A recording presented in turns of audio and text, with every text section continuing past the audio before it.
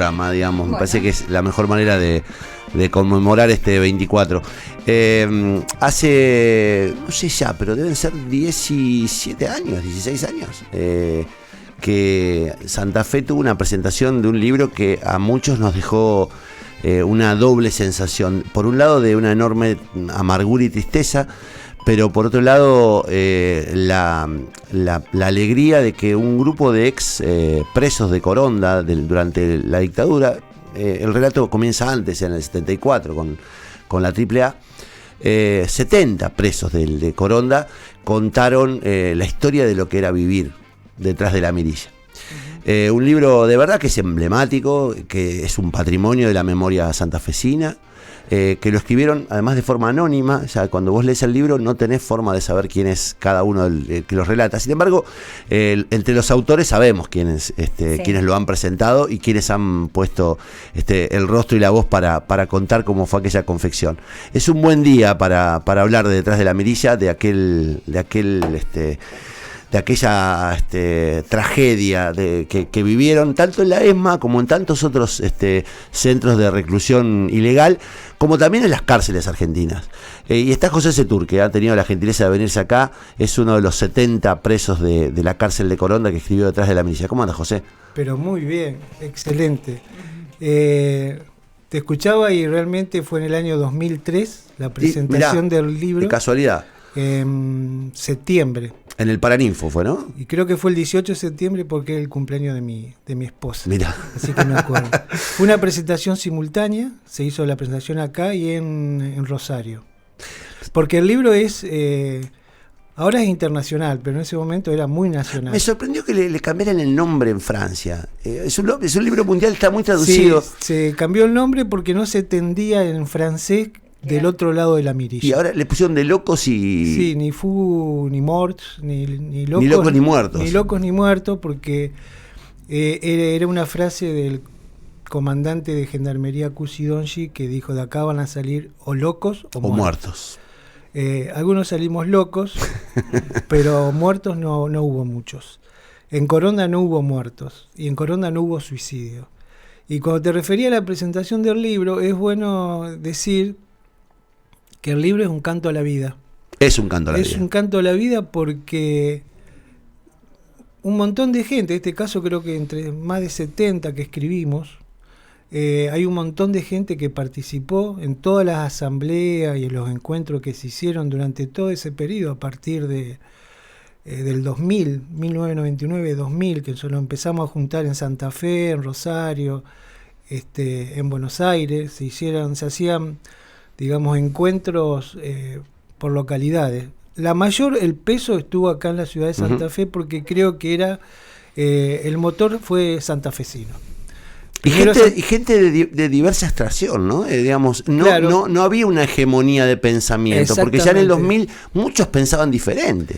Exactamente. En la cárcel también pensábamos Claro, diferente. eso lo cuenta el libro. En la cárcel había de todo. Había obrero, estudiante, villero, y había de todos los partidos y todas las organizaciones. ¿Qué es lo que hace que sea un canto a la vida el libro para mí?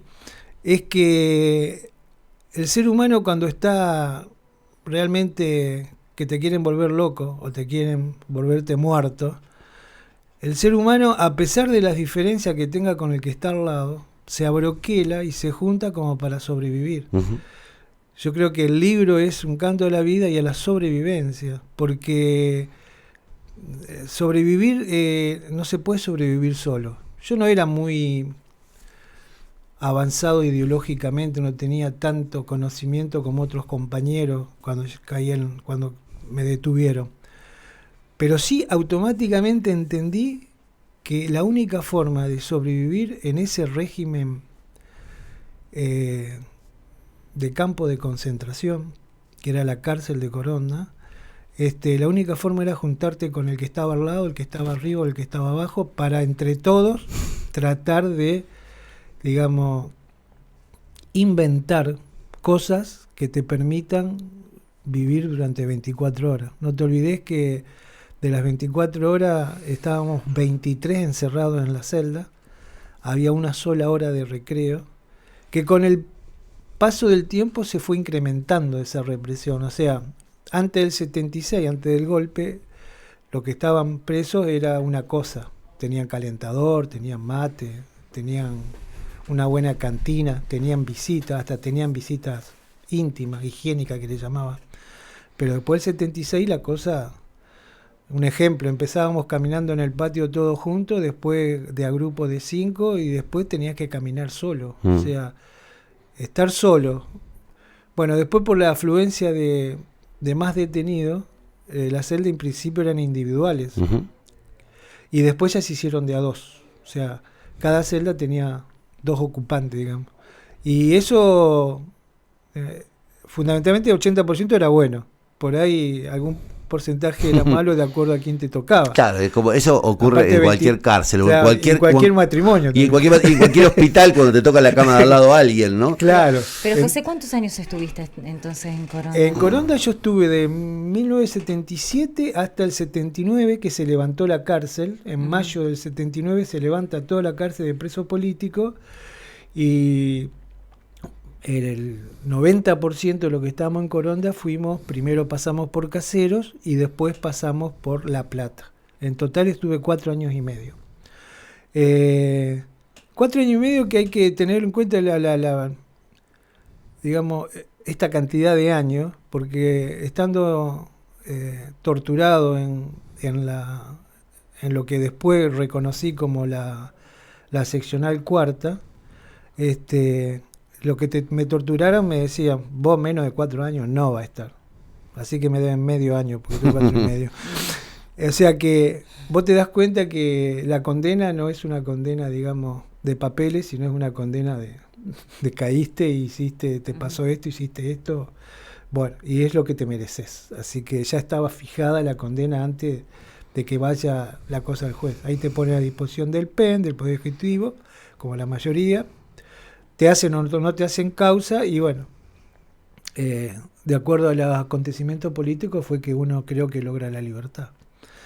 Y yo creo que el mérito del libro es esto, tratar de retratar todo lo que se vivió en ese periodo en la cárcel de Coronda ante un régimen que no te dejaba posibilidad.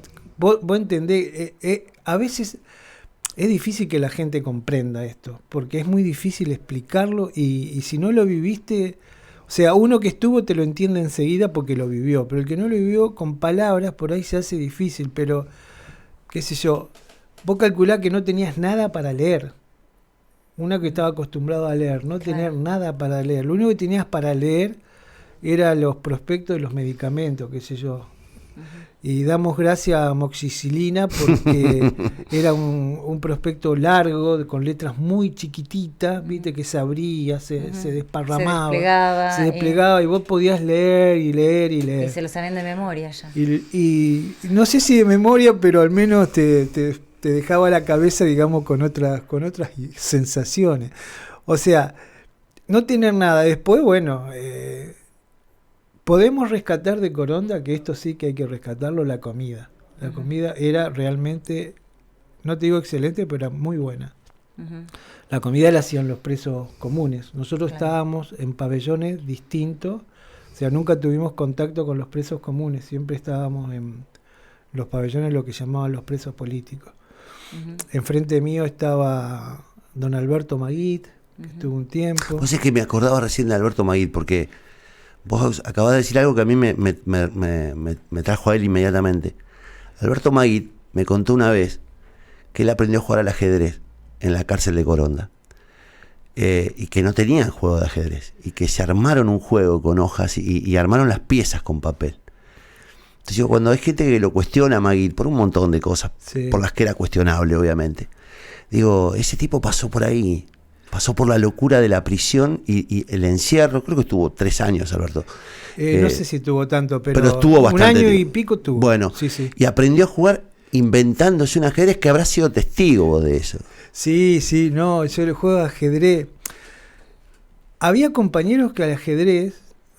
Hay una película que se la recomiendo, una vieja película que creo que está dentro de las 10 mejores películas de la historia del cine, que se llama Un condenado a muerte se escapa. Sí.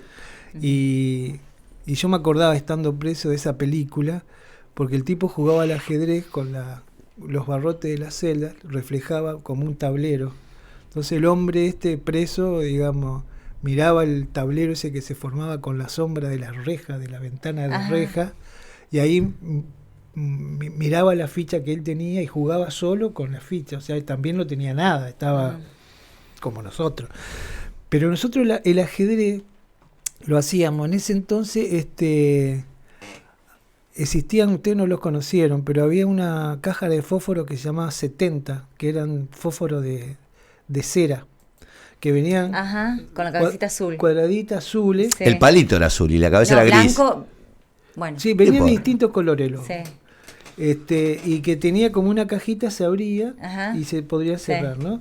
Entonces nosotros en la cajita de ajedrez hacíamos el tablero, la parte de arriba, lo pintábamos se pintaba con los blancos, con lo que era blanco, y lo negro lo hacíamos quemando negro, el fósforo. Negro de humo que se hace que con humo, y se pintaba de negro. Y con la miga de pan, hacíamos, digamos, las cabecitas de los peones, de la chiquitito así. Era el juego, y con los palitos de la escoba, que tengo una escoba, digamos, hacíamos como los pinchábamos las cabecitas del rey, de la reina, digamos. Y entonces en la cajita de arriba donde estaba el tablero se le había hecho un agujerito y entonces se pinchaba el palito. Entonces cada uno tenía 16 fichas a un lado, 16 fichas del otro, y vos jugabas con el compañero de celda, bueno, peón 4 reyes en ese entonces, peón 5 damas, qué sé yo. Entonces jugábamos y se hacían unas lindas, había gente que jugaba muy bien al ajedrez. Pero los que jugaban de memoria nunca lo pude. Qué cabeza. Nunca lo pude llegar a hacer, jugar de memoria. O sea, tenían todas las todo el tablero y las. O sea, que no necesitaban nada. Ahora, por supuesto que la cajita esa la guardábamos, la ficha, adentro de la cajita, que era como una cajita, digamos, lo guardábamos. Para que no se la saquen. Y tenías que esconderlo, digamos, en algún lugar de la celda. No tenía mucho lugar para esconder, pero había algunos recovecos que se hacían. Vos hablas de la sobrevivencia. Recién me decías que tenés 70 años. Sí. Y te pregunto, cuando te posás en las fechas como las de hoy, ¿qué te pasa? En la fecha de hoy lo que más pienso, dejando de lado todo lo que uno puede pensar, digamos, de lo que pasó y de lo que no tendría que haber sido, de lo que pienso en todos los compañeros, muchos amigos desaparecidos. Porque yo creo que hay que entender una cosa cuando se habla por ahí de la teoría de los dos demonios, que por ahí es válido que se la piense, pero hay una cosa que hay que entender, digamos, fundamentalmente como para sostener y valorizar, digamos, la democracia de este momento. Y yo siempre pongo como ejemplo, que me parece que es muy válido, cuando a Italia le pasó un poco lo que le pasó a la Argentina, dejando de lado la diferencia con las Brigadas Rojas, el Estado italiano no agarró detenido y lo tiró de un avión. O sea, los puso a todos en una cárcel, los juzgó y los condenó. Que un poco lo que estamos tratando de hacer nosotros ahora con los genocidas, digamos, que asolaron este país. Que hacerle un juicio justo, y si merecen ser condenados, son condenados. Porque nadie tiene derecho a terminar con la vida de una persona sin un justo juicio. Y acá, yo en esa época... No, pero además, digo, la figura del desaparecido, digamos, esa figura desalentadora, quebradora, porque la desaparición de las personas no tenía solamente el objetivo de matar, sino de generar la incertidumbre, el dolor, de extender la angustia de los familiares, ¿no?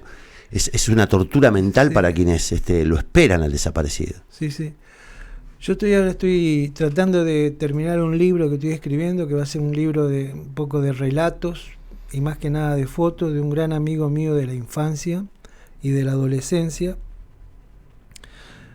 que se llama, no puedo decir se llamó porque nunca se supo qué pasó con él, Enzo Lauroni, y su novia desde la infancia, que es Mónica Almirón, que fueron, digamos, Enzo vivía en el pasillo donde yo vivía, en Barrio Roma, Mónica vivía a media cuadra de ahí, nos criamos en el Parque Garay, hicimos toda la primaria juntos, secundaria con Enzo en Industrial. Enzo fue un gran dirigente estudiantil de aquella época. Estaba vinculado al PRT-ERP, después se fue a trabajar al Chaco. Enzo creo que fue una de las pocas personas de esa época, una muy gran minoría que se recibió en la escuela industrial, porque todos, digamos, eran activistas y terminaban, se iban a otro lado. Enzo terminó porque él quería recibirse y quería trabajar. Enzo siempre tenía una frase que nos decía, me decía a mí: José, ¿vos comés carne todos los días? Y yo le decía que sí, porque en mi casa se comía carne. Bueno, me decía, yo no, y hay un montón de gente que no come carne todos los días, así que esto hay que cambiarlo. Esto no puede ser que siga así. Bueno, se puso a trabajar, se casó con Mónica en 1970, tuvieron 2 hijos en Chaco, porque se fueron a trabajar a Chaco, él se había conseguido en el Ministerio de Obras Públicas de Chaco laburo como técnico constructor. Después de Chaco tuvo una militancia en Chaco, después empezó a dejar, porque Enzo no veía con buenos ojos, digamos, la actividad del ERP. Digamos, él era una persona que, por lo poco que conversé yo después, muy poquito después de la adolescencia, no lo vi más, es como que él estaba encarrilado su militancia hacia, digamos, Agustín Tosco, Raimundo Ongaro, y las ligas agrarias, donde ahí estaba Chaco, estaba empezando a formarse las ligas agrarias. O sea, discutía la lucha armada, básicamente. Yo creo que discutía la lucha armada. Esto lo estoy confirmando, pero ya hay varios compañeros de él. ¿Y a vos qué te pasa, José, hoy con eso? Pero de verdad te lo pregunto. Sí. ¿Qué te pasa con el recuerdo? Recién charlábamos, capaz que escuchaste algo. Pasaron 46 años del golpe. Casi 50 años vamos a cumplir de rememorar a la dictadura. 4 años de diferencia es mucho, yo sé. Son los 4 años que te tuvieron detenido a vos, ni más ni menos. Pero digo, pasaron 40 años de democracia y uno ve que cada día come menos carne la gente que antes comía todos los días, como en tu casa, y que la democracia genera una deuda fenomenal desde el punto de vista social. ¿Qué te pasa hoy a vos con eso? ¿No aprendimos? ¿No entendimos? ¿Qué te pasa? Sí, como dijo el cuento de Bartleby, dijo, preferiría no hablar de esto, pero es un tema, tema que era miércoles. Por ahí te deprime, o sea, vos calculás que nosotros teníamos 20, 25 años, tal vez algunos menos, otro un poco más, pero nuestro objetivo era la revolución. Y si la revolución era socialista, mejor. ¿Cómo hacerla? Y bueno, muchos planteaban que había que hacerla por la lucha armada. Yo no planteaba eso, pero bueno, por ahí era un camino para cambiar el mundo. O sea, todas las revoluciones, creo que triunfantes en esa época, porque estábamos muy imbuidos por la revolución cubana, la revolución rusa, la revolución china, la revolución argelina, no se hicieron por vía pacífica. Entonces supongo que mucha gente pensaba eso, que no sé. Yo creo que igual hay que hacerse un replanteo de toda esa época, sobre todo las estructuras armadas, guerrilleras. Deberíamos tener un gran debate nacional, digamos, con respecto a ese punto. Yo en este momento, a mí, si te diría después de 50 años de lo que pensábamos y lo que veo ahora, estoy un poco desilusionado. Porque realmente hay muchos vicios en la democracia que a uno le dan vuelta a la cabeza. Yo he aprendido, digamos, un poco por lo que viví y lo siento como parte de mi accionar diario, que hay que escuchar al otro y que hay que aceptar las diferencias.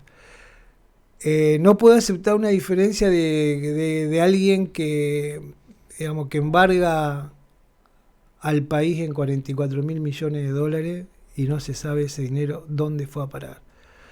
Eso también hay que hacer un replanteo, sí, claro. Hay que hacerlo, porque ahora tenemos otro acuerdo similar al de con ese fondo, no sé cómo llamarlo, monetario, que nos va a llevar, digamos, a tener un futuro muy dolido, muy doloroso, digamos, muy doloroso para todos los habitantes de esta ciudad. Pero yo creo, con respecto al periodo anterior, ya te digo dos cosas. Primero, hay que hacerse una especie de debate nacional sobre lo que pasó hasta antes del 76, pero después, insisto, no se puede tolerar una dictadura que ni imaginábamos cómo iba a ser, no imaginábamos cómo iba a ser. Claro, porque veníamos de golpes blandos, digamos. Veníamos de golpes, nosotros vivimos todos los golpes. Golpes blandos. Vivimos, les dijimos después a los golpes de Estado, que fueron golpes duros, pero claro, la dictadura de Videla, que comienza con Videla, Macera, Agosti y Martínez de Hoz, digamos, fue sin duda la más brutal y la más sí, y aparte exterminadora de todas, ¿no? Esa dictadura luchaba por un poder económico que creo que son los que están todavía en este momento. O sea, sufructuando esa dictadura hay grupos monopólicos, oligarcas, digamos, internacionales que digamos que sufructan ese golpe militar y toda esa cantidad de desaparecidos, que no sé si serán 30, pero 30.000. No importa. No importa. Ya ¿Qué dijo, no importa? Digamos. Ya dijo Borges, un desaparecido ya es crimen de lesa humanidad, uno solo. Así que discutir si fueron 8, 20, no, para mí no tiene sentido. Es impresionante pensar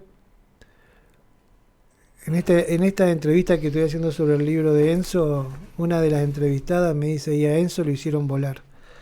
Es una cosa que vos decís, bueno, te pones a pensar, el volar es para los pájaros, qué sé yo, estoy aquí sin poder volar, es una semana, qué sé yo, no, pero el término volar es, en este caso, a mí, cuando me lo dijo, medio que me hizo pensar, digamos, que a una persona sin juicio lo condenen a meterlo en un avión y tirarlo al mar. Eso no puede ser. Pues yo te decía de que toda esa, digamos, guerrilla, lo que sea, lo que era, se podía haber hecho directamente, digamos, como se hizo en Italia con la Brigada Roja. Sí, juicio y condena. Yo creo que hay mucha gente que no lo sabe, pero a diario, bueno, nosotros recibimos como una agenda de lo que va a ocurrir en el día, sobre todo lo que está concentrado en Buenos Aires, y los juicios continúan, ¿no? Los juicios a los responsables de las desapariciones continúan. Yo creo que hay muy poca gente, porque a mí me sorprendió el dato, pero se sigue juzgando a los responsables de las muertes y desapariciones. Por suerte, ¿no? Por suerte. Sí. Una justicia que, como siempre decimos, cuando es tan lenta no es justicia, pero está ocurriendo todavía, ¿no? Sí, yo fui a declarar un par de veces en los juicios acá en Santa Fe. Mi único objetivo para declarar no era condenar a la persona que estaba siendo, digamos, acusada, sino era tratar de influenciar en ellos para que cuenten qué es lo que pasó, qué es lo que pasó con Enzo, qué es lo que pasó con, qué sé yo, con Atilio. Si ellos saben qué pasó, lo saben perfectamente, ¿para qué se lo van a llevar? Hay familias esperando respuestas de eso, hay familias que no tienen consuelo.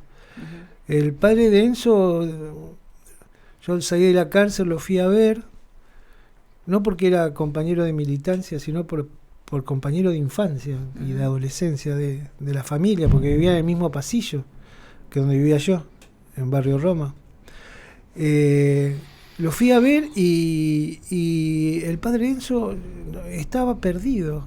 Salía a caminar como loco, digamos. Daba vuelta a la manzana, salía.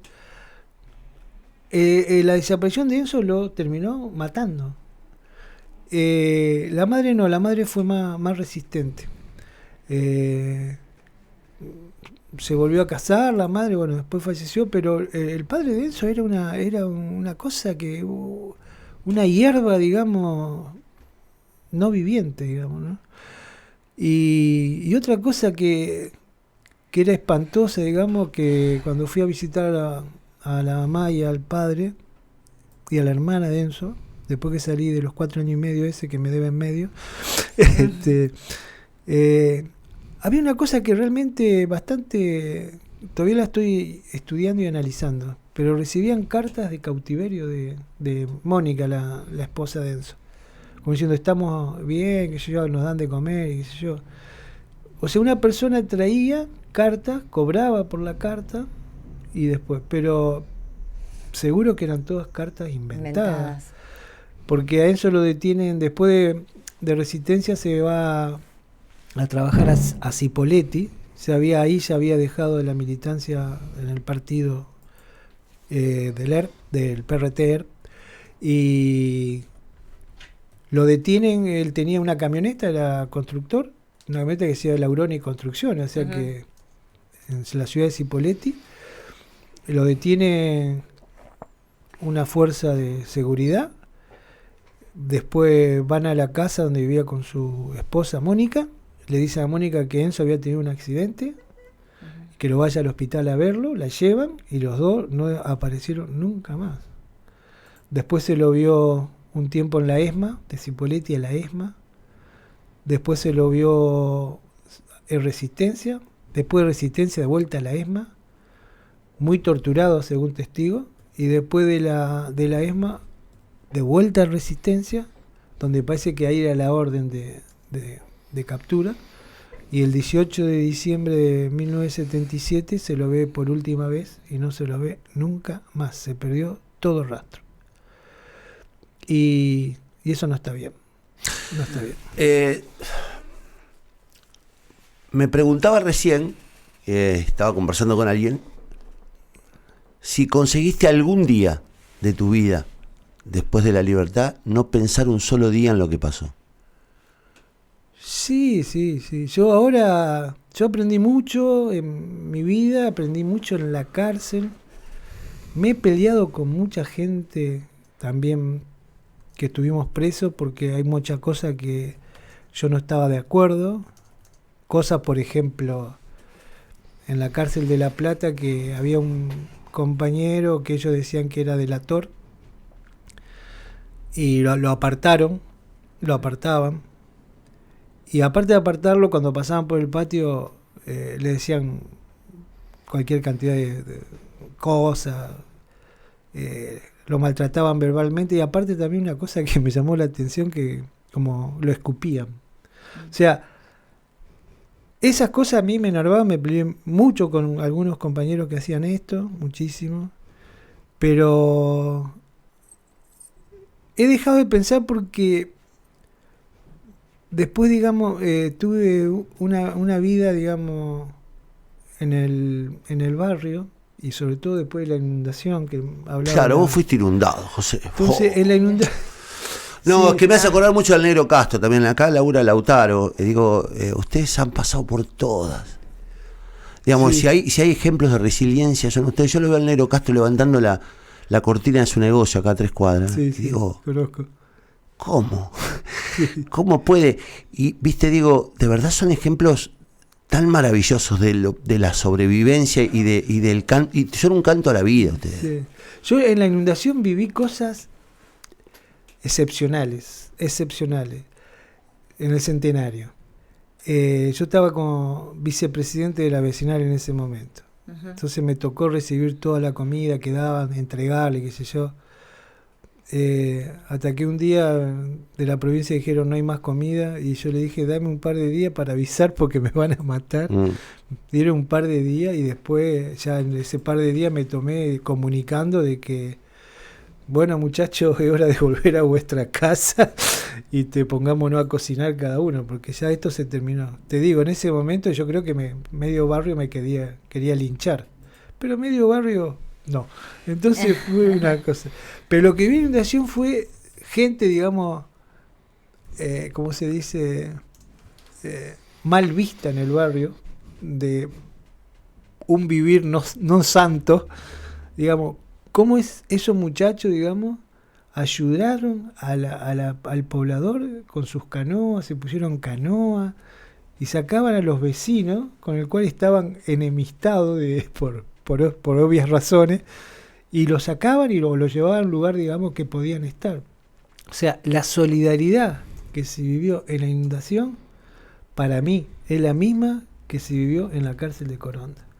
Y eso es una cosa que el ser humano lo tiene en sí, y da la impresión, no sé, da la impresión de que aflora en los momentos en que el ser humano está, digamos, reapretado por las circunstancias. O sea, porque nosotros en Coronda estábamos o resistí entre todo o te morí, no había, o te volvés loco. Y en el barrio también pasó eso. Si bien hay mucha gente que se quedaba en las casas y qué sé yo, pero había en nuestra cuadra, 2 cuadras a la redonda, era una cosa que nos empezamos a conocer. Pasamos en una casa de Alto, que justo enfrente de mi casa, en una habitación 16 personas, no había baño, así que para hacer pis tenías que salir, digamos, al balconcito y bueno, y decir voy a hacer pis y qué sé yo, era una cosa que, una noche para contar, pero a partir de ahí, todos amigos, los que no fallecieron después, digamos, por cosas de la vida, nos seguimos, te digo que casi que amando ese sí, claro, momento. es que las tragedias, como en el caso de Detrás de la Mirilla, generan comunidades. Del otro lado de la mirilla. No me confundas. No, ya sé, pero digo, generan comunidades. El sufrimiento genera comunidades, sí. y es increíble. Yo te quiero agradecer esto de capitalizar de capitalizar lo positivo en el marco de lo más negativo y lo más trágico. Porque así como la dictadura fue como siempre se dice, la página más oscura y trágica de nuestra historia, la inundación fue sin duda una página trágica de la historia de Santa Fe, y algunos seguimos reclamando por justicia, verdad, memoria, y otros prefieren, no digo olvidar, pero sí digo quedarse con lo que sacaron de eso para profundizar la vida en comunidad y para construir. Digo, me parece que también es una enseñanza, no quedarnos solo en el resentimiento, no solo en el reclamo, sino construir desde ese lugar, de la adversidad, de la dificultad. Yo te quiero agradecer porque hayas venido, porque me pasó una cosa muy fuerte. En un rato va a salir un amigo que es hijo de desaparecida, y tengo como una sensación muy rara con mis hijas que tienen 15 y 18, con los hijos de Indiana seguramente también, y con los chicos como Guille, que tienen menos de 30, y que ven a la dictadura a través de las páginas o a través de los testimonios y lo ven como una cuestión lejana. Y nosotros que tuvimos la desgracia de formar parte de generaciones que son vecinas a lo que digo. Yo tenía 16, 17 años cuando ustedes empezaron a salir de la cárcel, y digo, de verdad, me tocó ser parte de una generación que vivió crudamente el retorno a la democracia con el contacto con ustedes. Y uno da por sentado que eso está en la memoria, pero lamentablemente no está tan en la memoria. Mi hija hace pocos días me preguntó por los vuelos de la muerte, y no sabía que la dictadura había tirado gente viva sobre el Río de la Plata. Tengo un pariente militar que participaba de la charla, dice, pero no fuimos no fue la Fuerza Aérea, dijo él. Fue el ejército. Digo, también ahí hay como que empezar a definir quiénes fueron los responsables de qué, porque si no todo es blanco-negro, ¿viste? Y terminamos siendo injustos muchas veces. Pero digo, así como me pasa con mis hijas, que tengo que explicarles los vuelos de la muerte, que yo doy por sentado que todos lo sabemos, también por ahí damos por sentado que todo el mundo sabe lo que pasó en las cárceles, y que todo el mundo sabe lo que sufrieron en la dictadura, o que todo el mundo cree que está resuelto todo, y como decía Indiana, siguen los juicios en marcha para condenar hasta el último culpable. Es necesario que ustedes cuenten y hablen. Son necesarios del otro lado de la mirilla, y cada testimonio que nos ponga de nuevo en ese lugar. Bárbaro. Yo aprovecho una invitación a hacerle a ustedes y digamos a todos los que están escuchando el lunes 28 a las 6 de la tarde, a las 18 horas, en lo que es el Museo de la Memoria, la ES Cuarta. Uh-huh. ahora al mediodía se ponen las 3 columnas Sí, sí, Memoria sí. de Ahí la ya Justicia. están. están, Vamos ya a están. compartir las fotos si querés. Y el lunes, esto a las 18, va a haber una entrega de entrevistas hechas en video a militantes santafesinos. Son 35 entrevistas que se han hecho y se va a entregar, va a ser de uso público la imagen, la entrevista, a gente que ha sido militante en la ciudad de Santa Fe. Ujú. Sé que va a ser una entrega de esto, que lo hemos hecho como colectivo, al archivo de la memoria, digamos, que funciona en la cuarta. cuarta. Así estaba tempranito, José, la cuarta, ya están preparando. Todo. Ya lo pusieron. Ujú. O están, sí, a lo mejor están apoyados y lo van a poner después, Sí. pero nada, José, gracias por la memoria y perdón por el olvido también, porque algo hicimos mal en todos estos años para que nuestros chicos y los jóvenes no tengan presente el horror. Algo hicimos mal. Como sociedad, digo, algo hicimos mal. Vaya a saber por qué razón tenemos esa tendencia a olvidarnos de lo que tiene que cimentar nuestro presente, que es la memoria. Gracias. No, y por perdón. favor. No, por favor. Gracias a ustedes por recibirme. Se llama José Setur, es autor, entre otros, de un libro imprescindible que se llama Del otro lado de la mirilla. Es un testimonio colectivo de 70 presos políticos de la cárcel de Coronda. Y es un testimonio, yo me acuerdo cuando lo leí, me conmovió mucho, fue hace muchos años, no está de más volver a leerlo. Y digo, representa un poco el patrimonio de la memoria colectiva de los presos políticos en Santa Fe. Vale la pena que lo leas, vale la pena que rememoremos, vale la pena seguir recordando desde la ilusión también, ¿no? De no volver a repetir errores y construir de verdad una sociedad mejor. Desde otro lugar seguramente ahora.